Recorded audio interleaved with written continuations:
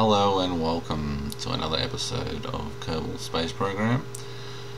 Today I'll be showing you my SSTO Shuttle that is a little bit different in the way we've got problems with payloads being unusually shaped and quite large. It's a bit hard to fit on the end of a rocket, so I find launching them in a shuttle system seems to work slightly better, and the reason for that is because this shuttle's not a normal shuttle, and I'll show you now. That's all it is. So the design of this shuttle basically is to detach the rear end of the shuttle, place your payload in between the tail and the middle of the shuttle, and then attach the tail back to the vehicle and launch it like a normal rocket. So in space, what happens is you'll detach your payload and connect the nose of the shuttle to the rear of the shuttle here and bring it back for a landing on Kerbin. So what I'm going to do in this one is roughly show how to use this. So we're just going to take it into the vehicle assembly building and just put a payload on it to show how the vehicle would work. So I'll just load it up again in here. Sorry, I've got a lot of vehicles I've been mucking around with. Where is it? This one will do. Okay, so we've got our shuttle, so we'll just lift that up. And I'll rotate it so it's already facing that way. So we'll just take the tail end of the shuttle off for now, and we'll just put a payload on it. Now this shuttle design can lift an easy roughly 40 tons into space and come back down and land without a problem. You can lift slightly more than that, like dead weight it can lift about 40 tons, but otherwise it can't really lift much more than that. So there's still other rockets, other SSTO rockets that I have that would lift much heavier payloads, like 500-ton payloads or something, into space, but they can't be as big and awkward. They need to be more in line with the rocket itself. But we'll just for a test payload, we'll put on oh, do I want that many is the question. Okay, what you got to do is you got to also connect your payload to the top docking port there, and then shuffle it across so it's lined up. And just for proof of concept, we'll just add a couple of these in, because these are like how heavy are these? 81 tons. So what's that? That's 3. Oh, we'll chuck one more on there. We might have to raise this up a bit actually. Let me just zoom out a bit. Alright, so we'll chuck one more on there. So what's that? That makes 4. And then we'll put the rear end on, and again do the same thing. We'll connect it and move it across. Oh dear, that's not what I want. Undo that. Grab it from here, that's better.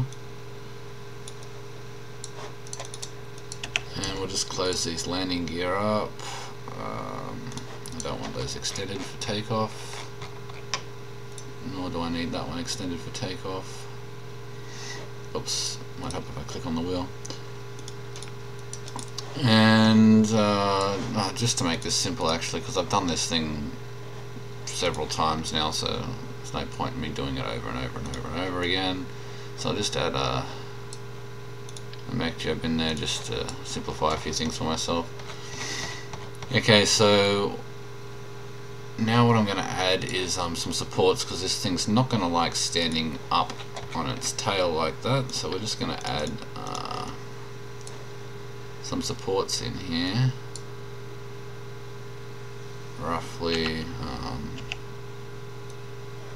maybe 3 of them, if I can get it on the right symmetry.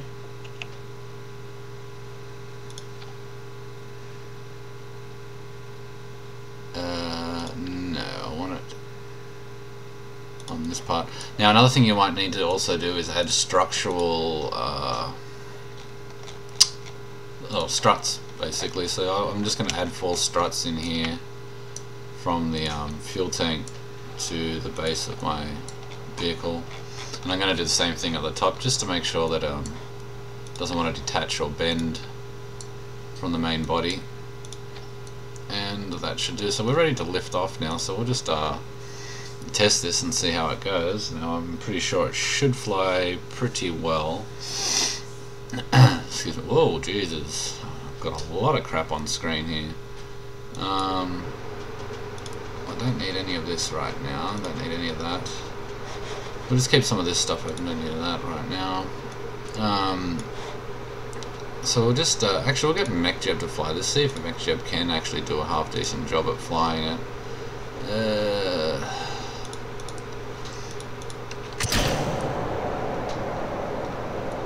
And I've got it pretty much at maximum weight for these engines right now, so it's not gonna take off too quickly. Obviously the less weight on it the better, but this is like over 340 tons, 350 tons on these small little engines that are on there.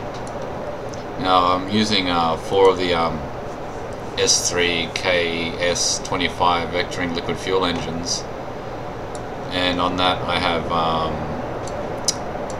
the SAS module reaction wheels, a little bit of monopropellant, and also reserve fuel for power. I have a fuel cell and a little small fuel tank that's not being told to use the fuel, so just in case I need to power up the tail of my vehicle. And I just realized I've ripped my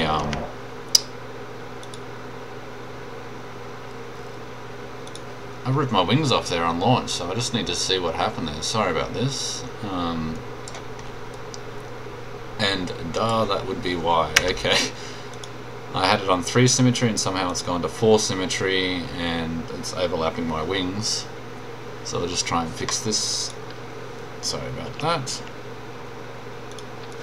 Fixed. It's no longer sticking through the wings. So we'll just test this again. Okay. So let's try this one more time. We'll just get MechJeb to lift us off here, and then we'll close up everything else on the screen that's not needed to be here. Can that disappear? I'll just move that over there for now. Okay, so wings are attached, everything's looking rather good. Now it depends on your load balance, how much you may need to adjust some of the engines. I also have a probe control on here as well, so as I control the tail of the vehicle once it's detached. But I've also set that on a slight angle as well for coming in for landing. It's on about a 15-degree angle, so that way I can just hold prograde to come in for a landing on the runway, and it'll keep that nose up slightly by having that angle on there. We'll just try and fast forward time a little bit here. Now this is not going to like this too much, unfortunately, but it's just so I don't have to do any video editing or anything like that at the end of the video here, so I just want to do it all in one nice chunk if possible. So this is just basically a proof of concept that this type of design of rocket would work. So you'd have your normal rocket with your payload, extra fuels and so on here, and so I just want to check the ascent guide and see what we're roughly dealing with here. Okay, that'll do. Again, if your payload's too unbalanced, you might end up flipping on your initial gravity turn. And you're probably wondering what these dots are here. This is my center of mass and my center of lift. And I think I might actually have something turned on here that shouldn't be on. Yeah, corrective steering's turned on. It's going to want to shake the crap out of the vehicle, so I'll just turn that off. So we're now almost in space. As you can see, our apoapse height is growing quite rapidly there now. We're just going to take this up to a 80-kilometer orbit, so low curve in orbit. And we'll just let everything autopilot it up, just because I'm lazy at the moment. I just want to make this video and not have to focus on flying and everything else all at once. I'd rather just sit here and explain.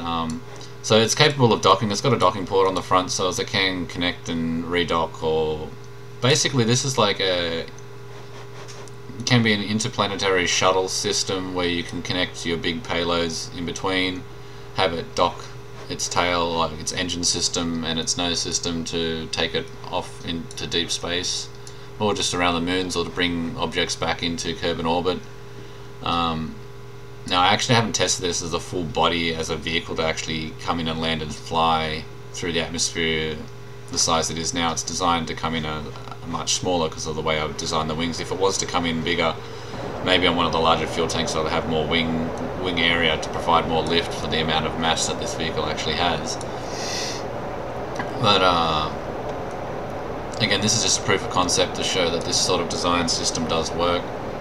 I have played around with other different styles of it, but we won't get into that in this video. This is just the basic default design that I have set up. So we're pretty much now in orbit, and we still have a fair bit of fuel left over by the time we get into orbit. So we've still got well over a standard large orange fuel tank of fuel left over in total fuel. But what I'm going to do is I'm just going to transfer a little bit of fuel into here, just so as we can come in for landing, because just make sure that I have enough to deorbit and land and all those things. So that's more than enough fuel there. I only probably need about 200 liquid fuel or so to come in for landing. That's still leaving a fair bit of fuel left on board. So we're just going to turn SAS on for a second, just to stop us from drifting a bit.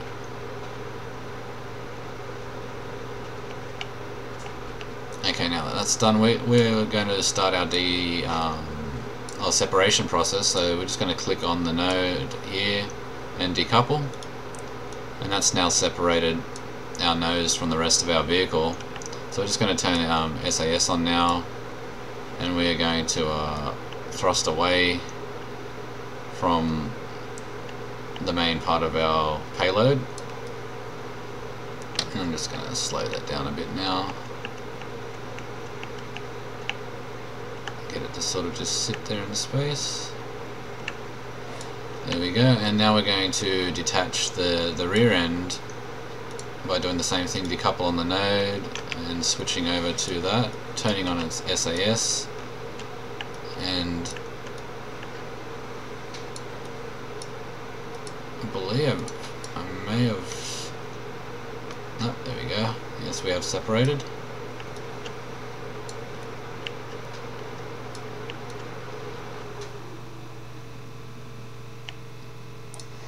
Okay, I'm just going to set this as my target.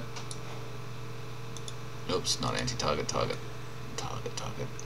Okay, so we're just going to get this to face the target. I'm going to control from here as well.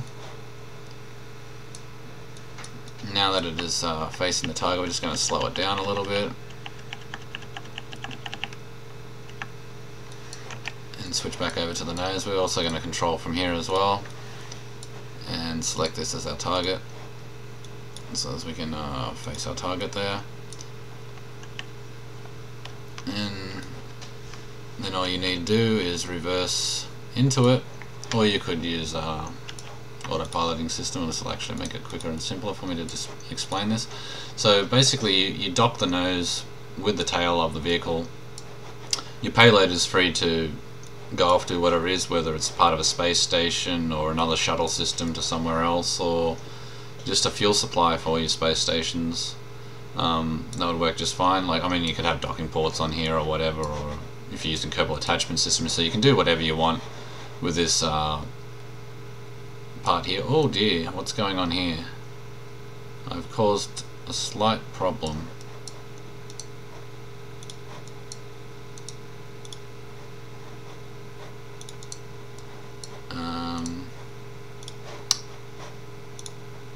I believe MechJeb stuffed up, which is unusual because this is actually the first time that I actually haven't been able to successfully dock with it. So we're just going to try that one more time, because they should be staying aligned with each other. So I'm not sure what caused the problem there. I think I actually pressed another button.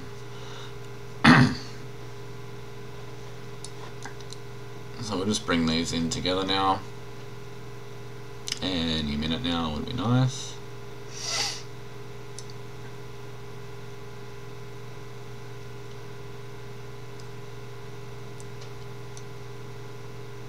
And we are now connected.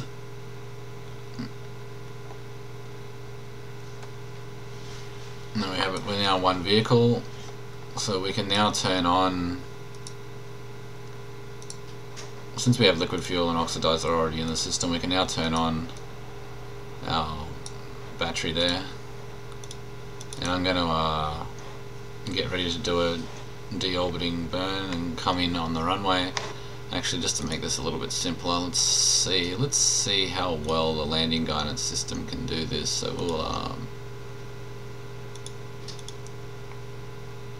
see if we can land at target here. So we're going to try and come back and land at Kerbal Space Center.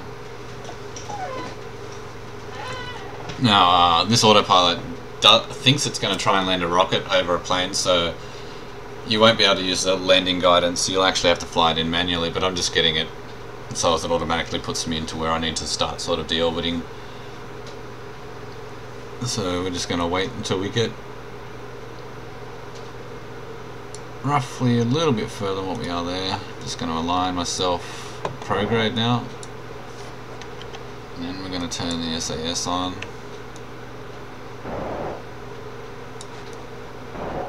These engines are a little bit powerful. Ideally, I find that if you turn the engines down a little bit, you won't have so much problems deorbiting. It's just that they have so much power, and I just realized that's why it's doing that silly burn, is because it's facing backwards. Because if you remember, I was still controlling from the docking port, so hopefully I have enough fuel to come in for a landing here.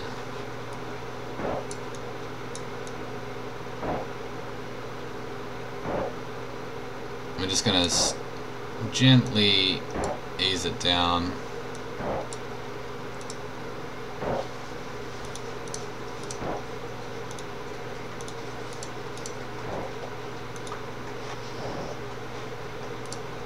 So I'm just roughly changing the thrust of the engines here.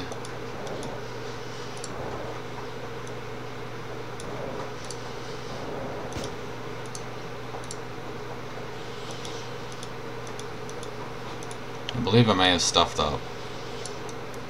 Indeed, I actually have, because of the burn I did incorrectly just before. So what I'm going to do, just to fix that up so as I don't have to keep on doing this, I'm just going to enable cheats temporarily for a moment here and give myself infinite propellant, just so as I can align myself with the runway a bit better.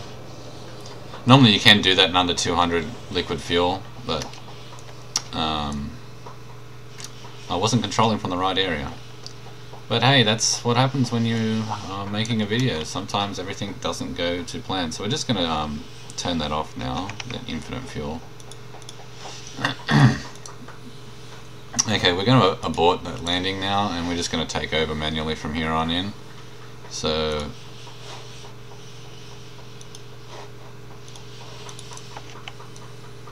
we're just going to now face prograde and get ready to come in for a landing.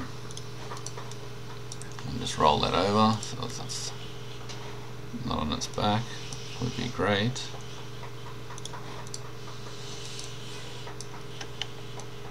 Okay, so that's probably still a little bit too far actually for what I'd like.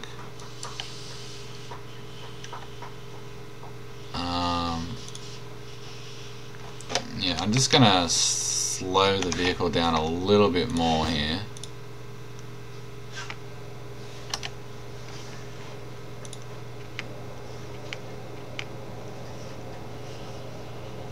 Somewhere about there, that's fine. Okay.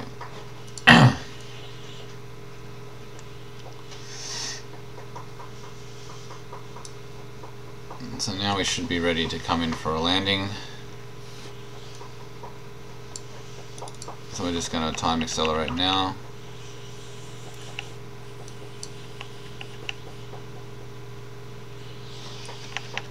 And we're going to get ready to hold the nose up. I'm going to hold the nose at about a 30-degree angle for entry here, just so I don't burn up on re-entry. I can select a control from here. I have another probe core and that will hold my nose up, but it'll only hold it up about 15 degrees. So we're just going to let this come in now into the atmosphere. I'm watching our projected landing zone. Now this is prone to flipping if you're not careful with what you're doing when coming in to slow down. This thing has no air brakes or anything on it. I don't even think I set the buttons on this for my air brakes or anything like that. I'm just going through my preset keys. No, I did not set my flap keys. Okay, that may be a problem coming in for landing, but it should be okay. We'll see how we do. Okay, definitely got the altitude I need to maintain. So we're just going to start lowering the nose a little bit now.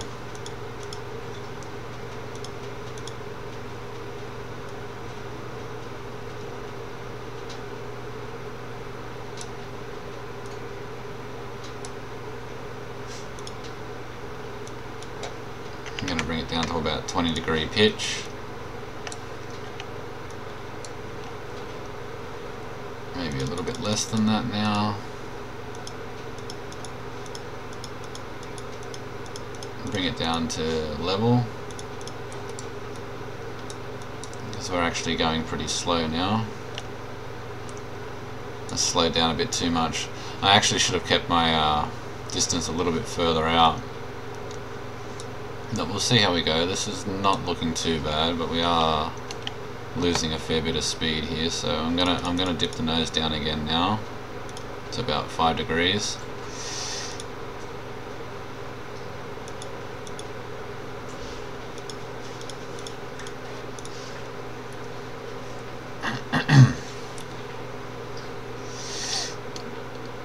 Yeah, that's gonna come in way too short, unfortunately. But it'll definitely come in for a safe landing. I'm just going to try and throttle it a little bit just to get it over onto the runway.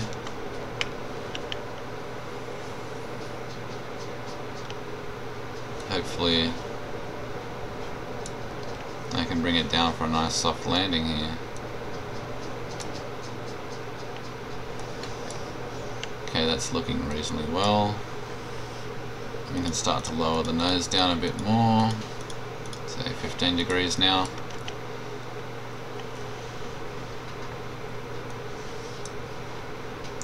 And we can start lining up with the runway. And as you can see, I'm still providing plenty of lift for the aircraft, but I am also getting a lot of drag coming from the main cockpit itself. And a couple of the little parts that are attached is causing drag. I'll just time accelerate this a little bit more. It's taking a while to get down there.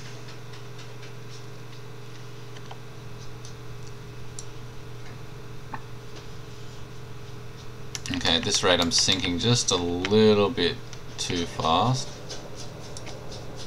for what I'd like there. So I'm just going to increase my speed a little bit more.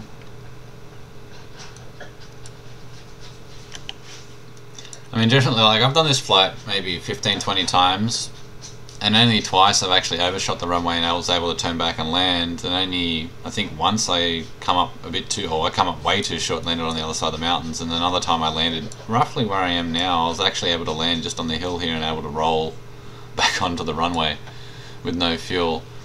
But most of the time, like 7 out of 10 times, I'll land on the runway every time. It's just a matter of getting the right position from orbit. I'm sure that if you played Kerbal Space Program and tried landing on the runway with other space planes or shuttles before, you'll know it's a fine art with balancing your particular vehicle's aerodynamics on re-entry as to where you need to aim to actually land on the runway.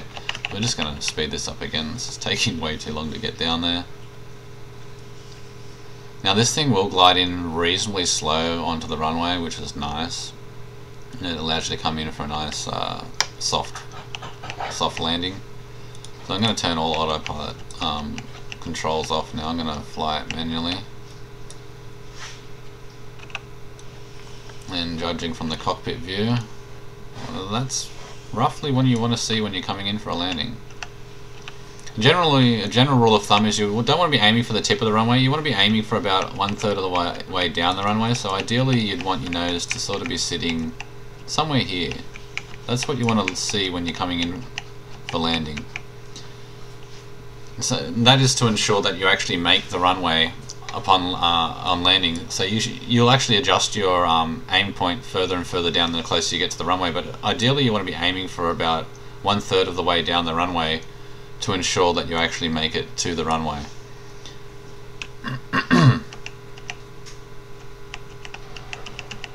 Again, I'm just going to speed this up a bit, time acceleration, which is going to stuff up my balance of the vehicle here, and it's slowed me down drastically doing that. So I'm just going to speed it up a little bit. It's the one downside to time acceleration, is it does throw you off a little bit. Okay, as you can see, this thing will glide at about 50 meters per second. Now I'm still coming in too low and too fast, so I'm going to hold it roughly here now and lower my landing gear.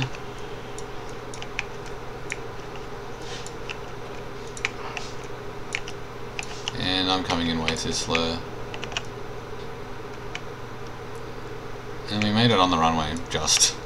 So there's proof of concept that this design does work, and you can bring it back down onto the runway with obviously a perfect aim from outer space. You sort of want to start deorbiting somewhere roughly around the coast here, and you want to sort of, for this particular rocket, you want to have your line that intersects with the ground just in front of these set of islands here. So somewhere roughly like those little set of islands, you want them just in front of that.